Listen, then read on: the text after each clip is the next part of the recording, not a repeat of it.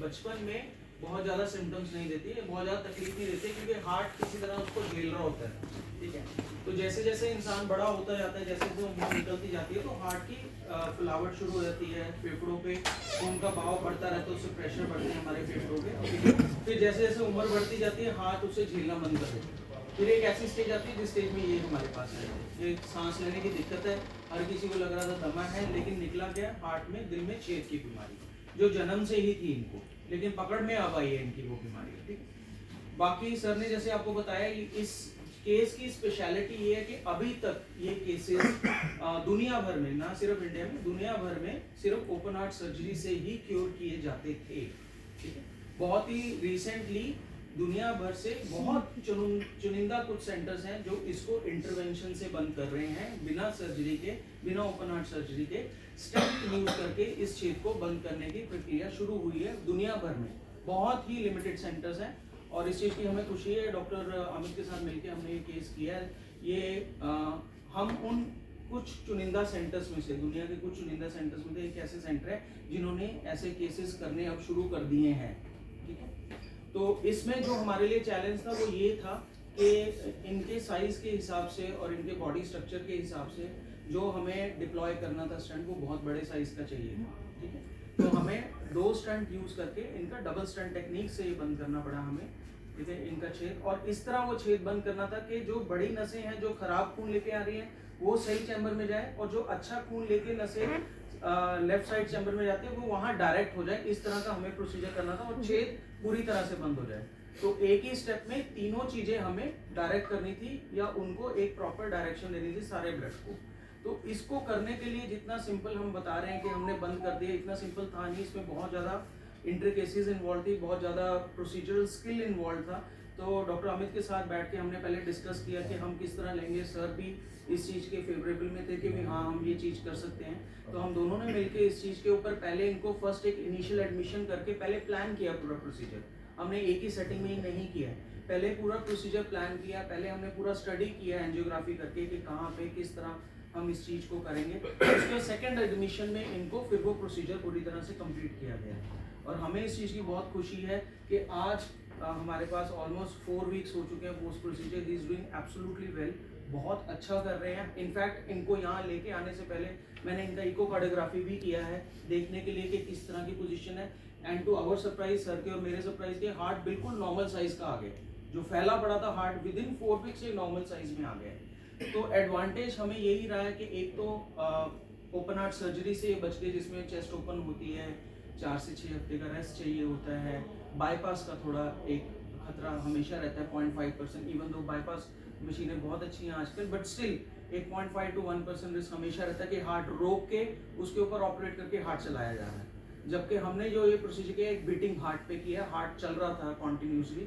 Number 2, इनका ICU stay बिल्कुल भी नहीं रहा है, हार्डली मेरे ख्याल से 12 आवर्स ये stayed in the ICU. After that ये वार्ड चले गए, चलते हुए आए हैं, चलते हुए गए हैं, बिना किसी पेन के, बिना किसी निशान, बॉडी पे कोई भी कट सूचर कुछ नहीं लगाया।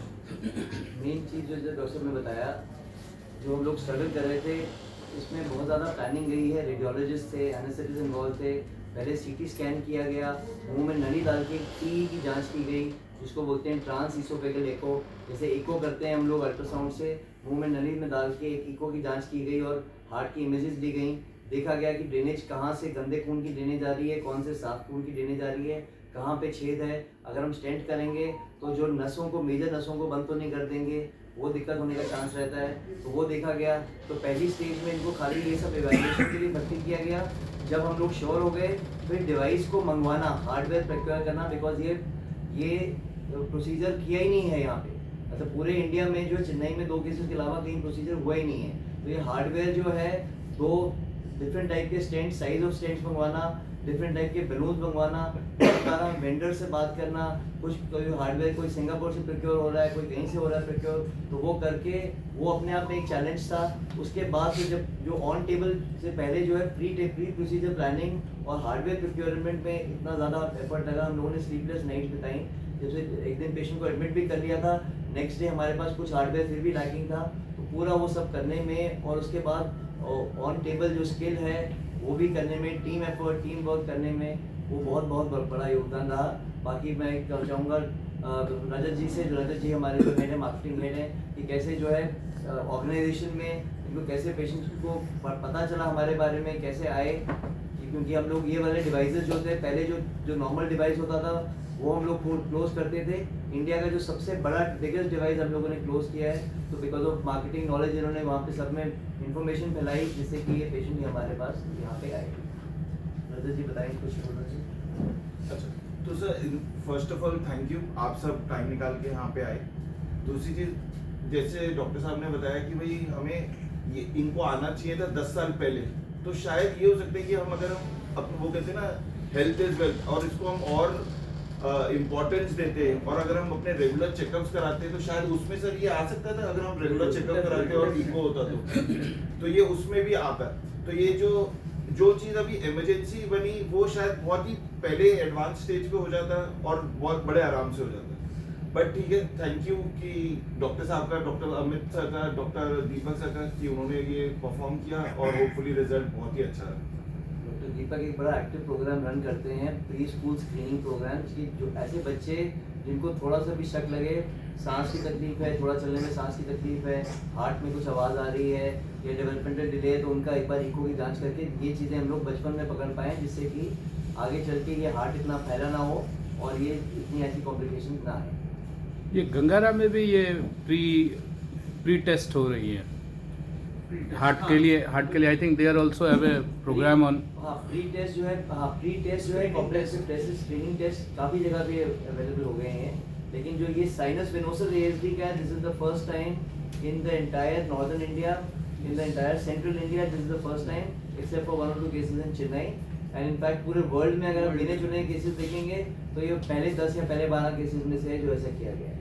और ये एसोफेगस से ही आपने ये पूरा ऑपरेट? नहीं, ये जो है ये हमने एंजियोग्राफी से किया है, तो लास्ट में हमारी एक मोटी नस होती है, उसके थ्रू हम एंटर करके हार्ट के अंदर ये प्रोसीजर हुआ। जो इसोफेगस से किया था वो एक इमेजिंग थी, जैसे अच्छा। बाहर इकोकार्डियोग्राफी करते हैं वो भी एक तरह की इकोकार्डियोग्राफी, एक इमेजिंग टूल था, लेकिन प्रोसीजर सारा हार्ट के अंदर एंटर होके ही किया गया। एक यहाँ पे वेन डालेगी, एक गले में वेन डालेगी। मतलब ओपन हार्ट सर्जरी पूरी तरह से नहीं, कोई ओपन हार्ट open- सर्जरी है ही नहीं। टांका नहीं, कोई कुछ नहीं। कोई टांका नहीं।